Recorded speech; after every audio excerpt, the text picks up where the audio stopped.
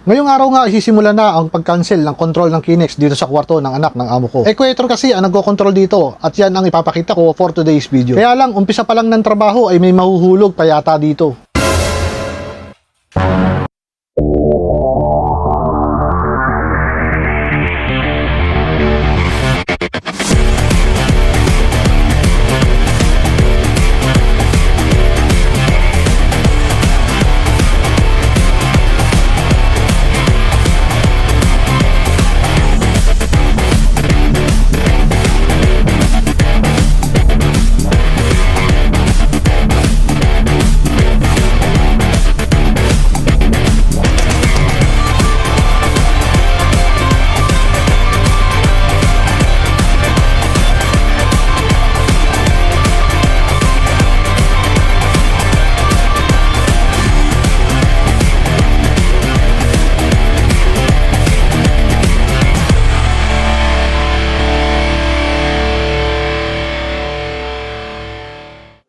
Andito naman ang inyong maintenance electrician na experience lang ang puhunan, hindi nagmamagaling dahil may mas magaling pa naman sa akin. Ngayong araw nga ay sinimula na ang paggawa dito sa isa sa kwarto ng amo ko.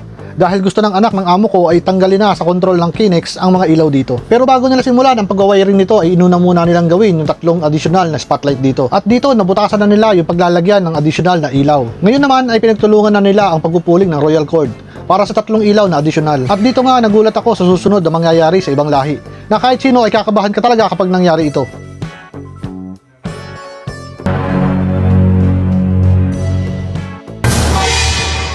At yan, mabuti na lang at hindi dumaretso at nabalance agad ang katawan niya. Kung hindi, panigurado masakit ang bagsak niya rito. At ngayon naman ay sinisimulan na nila maglagay ng mga return ng ilaw dito. Bali siyam na return at 2 hot ang palulusutin nila sa ceiling, pababa dito sa bagong switch. Kaya naman inihanda na nila yung mga wire dito. Lahat ng kulay blue na wire, yan yung return ng mga ilaw. At yung red naman ang hot o yung live wire na tinatawag. Ang trabaho ko nga pala ngayon dito ay i-supervise lang sila at ituro yung mga circuit dito sa hawak kong plano. Ganito talaga kalimitan pag malaki ang trabaho. Kumukuha sila ng kontraktor dahil kung ako ang gagawa ay matatagalan ito. Dahil mag-isa lang naman akong electrician dito sa bahay ni amo. Sa pagtitrace pa lang, panigurado mahabang oras na ang gugugulin ko.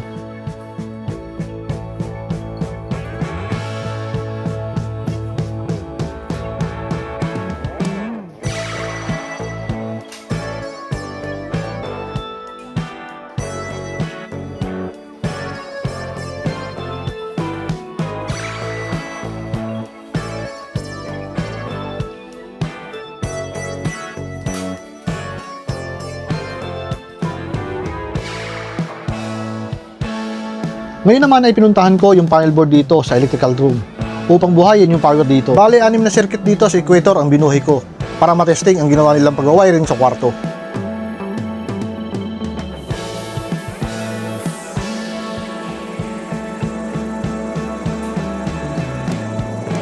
Ngayon nga ay binalikan ko na sila rito para makita ko kung nag-o-on at mag-o-off sa bagong switch na nilagay nila. At ngayon nga ay makikita nyo na nag-energize na ang mga ilaw dito.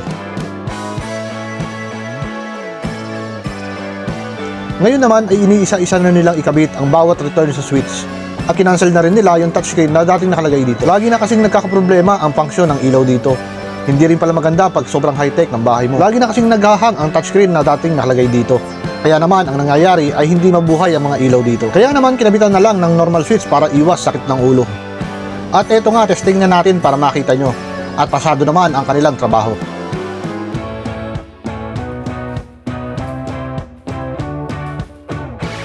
Dito naman ay balik tayo upang i-off ang mga circuit dito. Nag-uwi na kasi yung mga kontraktor na gumagawa dito. At bukas na lang nila itutuloy yung kanilang trabaho dahil 6 PM na rin naman ng hapon dito.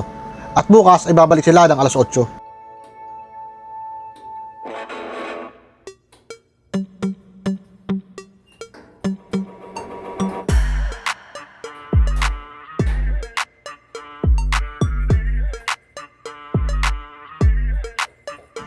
Ako naman ay bumalik na sa kwarto ko upang markingan ang mga circuit sa plano. At para matandaan ko kung ilang circuit na ang nabago. At para pag tinanong ako ng bossing ko ay alam ko kung ano ang isasagot ko. So paano, hanggang dito na muna ang video ito. At isa-isahin ko pa ito.